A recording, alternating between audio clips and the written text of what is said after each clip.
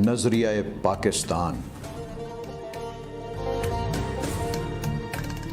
برِ صغیر ہند کی جدید تاریخ میں سیاسی آزادی کے حصول کے لیے جد و جہد کے دوران دو قومی نظریے نے فروغ پایا، جس کا مطلب تھا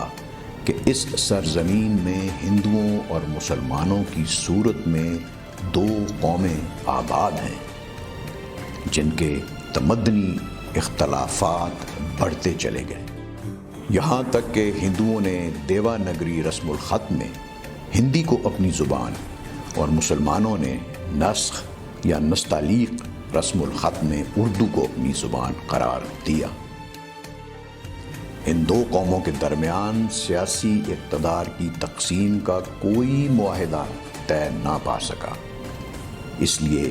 جن خطوں میں مسلمانوں کی اکثریت تھی وہاں انہوں نے علیحدہ ریاست قائم کر لی۔ بس یوں پاکستان مسلم قوم کے وطن کی حیثیت سے وجود میں آیا۔ نظریہ پاکستان دراصل پاکستان میں آباد مسلمانوں کی قومیت کا تصور ہے،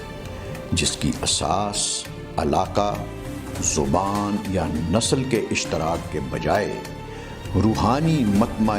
نظر کے اشتراک یعنی اسلام پر قائم ہے۔ اسی طرح اردو ان کی قومی زبان ہے،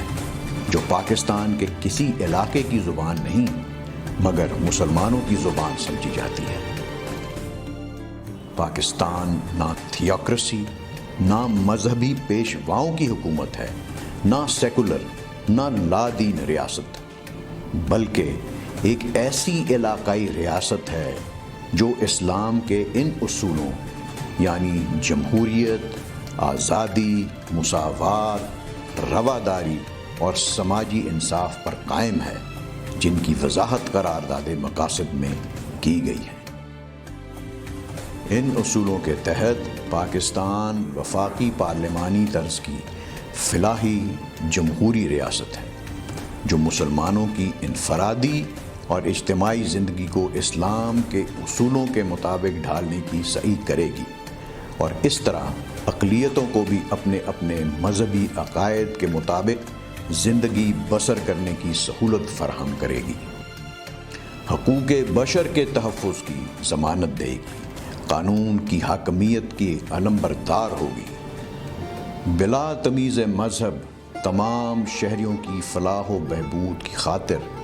خورد و نوش، بود و باش،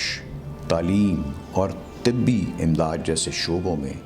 ایسے قوانین نافذ کرے گی جو سب کے لیے بہتری کا باعث بنے،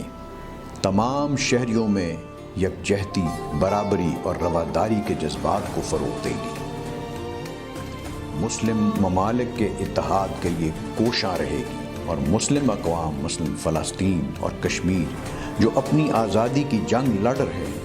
ان کی حمایت کرے گی، ہر ملک کے ساتھ دوستی کا ہاتھ بڑھائے گی، اور جہاں کہیں اختلافات ہوں انہیں گفت و شنید کے ذریعے حل کرنے کی کوشش کی جائے گی۔